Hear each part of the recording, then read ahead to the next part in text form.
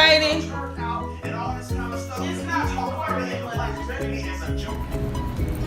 So I'm taking a early morning Walmart run. My daughter got a sty, I believe.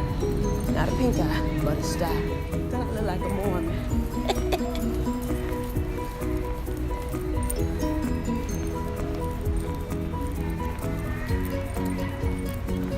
Oh, fine.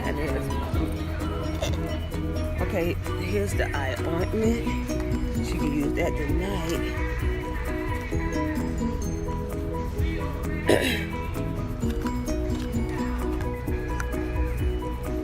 But yeah, this is it.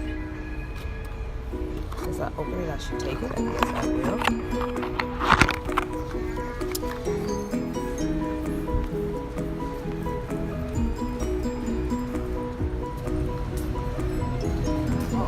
These the only two open.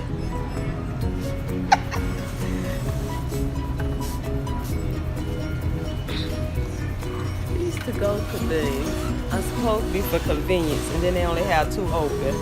That's smart.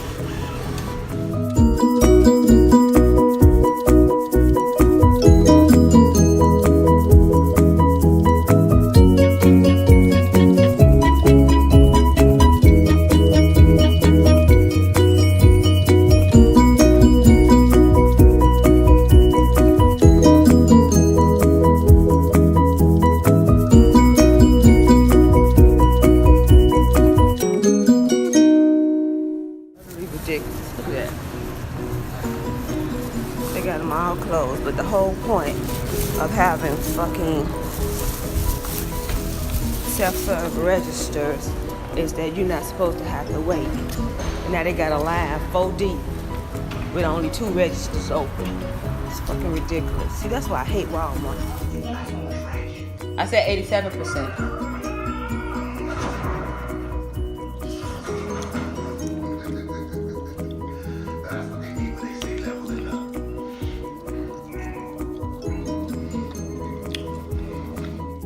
So here is my outfit of the day.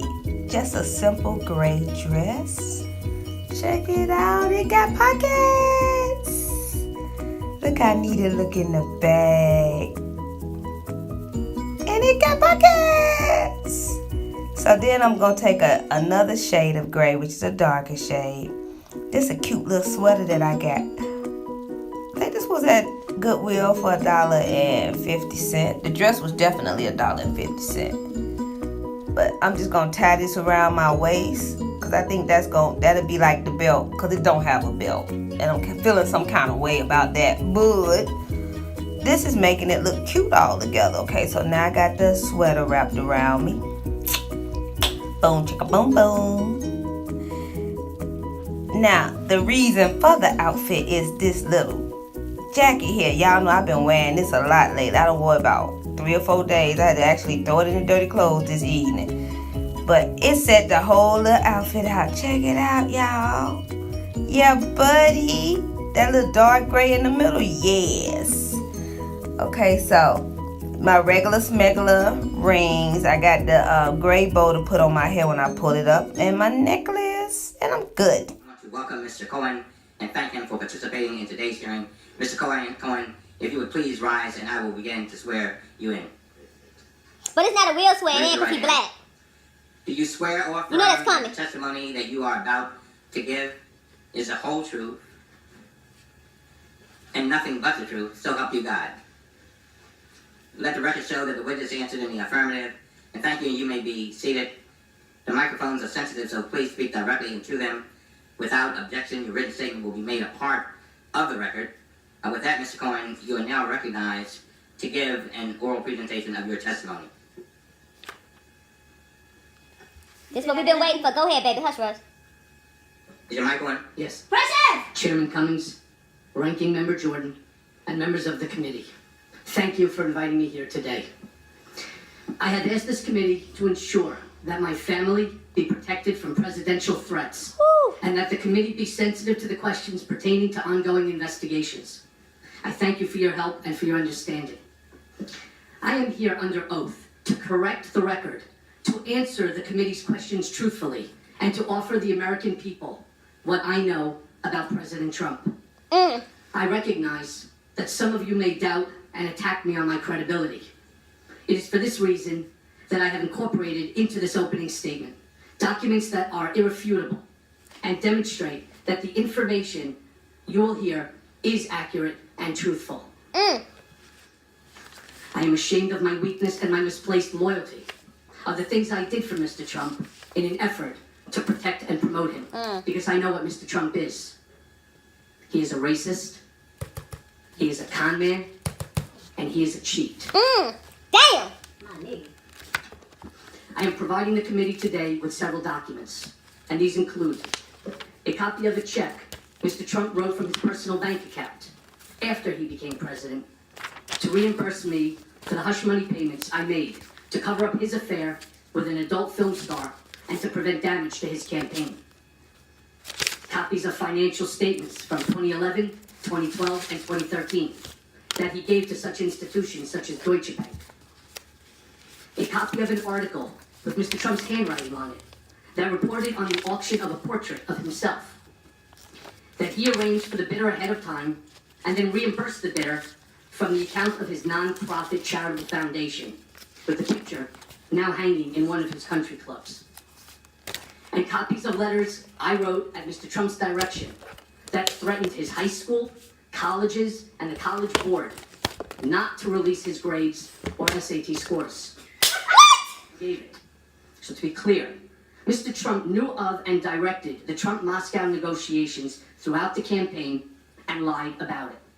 He lied about it because he never expected to win the nation with individual number one. And for the record, Say it. individual number one Say it. is President Donald J. Trump. Bum, bum, bum. Accordingly, let me now tell you about Mr. Trump. I got to know him very well. Over time, I saw his true character revealed. Mr. Trump is an enigma. He is complicated, as am I. He is both good and bad, as do we all. But the bad far outweighs the good. And since taking office, he has become the worst version of himself. Wow. He is capable of behaving kindly, but he is not kind. He is capable of committing acts of generosity, but he is not generous. He is capable of being loyal, but he is he's not fundamentally disloyal. Wow. Donald Trump is a man who ran for office to make his brain great, not to make our country great. He had no desire or intention to lead this nation, only to market himself and to build his wealth and power. Mr. Trump would often say, this campaign was going to be the greatest infomercial in political history. Wow. Mr. Trump is a racist. The country has Surprise, seen surprise. Mr. Trump court white supremacists and bigots. You have heard him call poorer countries shitholes. In private, he is even worse. He once asked me if I could name a country run by a black person that wasn't a shithole. This was when Barack Obama was president of the United States. Wow. And while we were once driving through a struggling neighborhood in Chicago, he commented that only black people could live that way. And he told me that black people would never vote for him because they were too stupid. And yet, I continued to work for him. Mr. Trump is a cheat.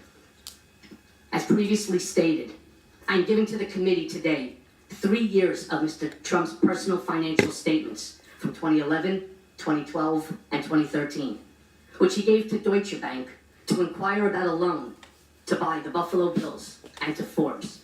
These are exhibits 1A, 1B, and 1C to my testimony. It was my experience that Mr. Trump inflated his total assets when it served his purposes, such as trying to be listed amongst the wealthiest people in Forbes, and deflated his assets to reduce his real estate taxes. I'm sharing with you 2 newspaper articles, side by side, that are examples of Mr. Trump inflating and deflating his assets, as I said, to suit his financial interests. These are exhibit 2 to my testimony. Damn. Mr. Trump tasked me to handle the negative press surrounding his medical deferment from the Vietnam draft. Mr. Trump claimed it was because of a bone spur, but when I asked for medical records, he gave me none. and said that there was no surgery. He told me not to answer the specific questions by reporters, but rather offer simply the fact that he received a medical deferment. He finished the conversation with the following comment: "You think I'm stupid? Not going to Vietnam." That Mr. Trump had frequently told me and others that his son Don Jr. had the worst judgment of anyone in the world. And also that Don Jr. would never set up any meeting of significance alone, and certainly not without checking with his father. I also knew that nothing went on in Trump world, especially the campaign, without Mr. Trump's knowledge and approval. All here today. And I thank you for your attention, and I'm happy to answer the committee's questions.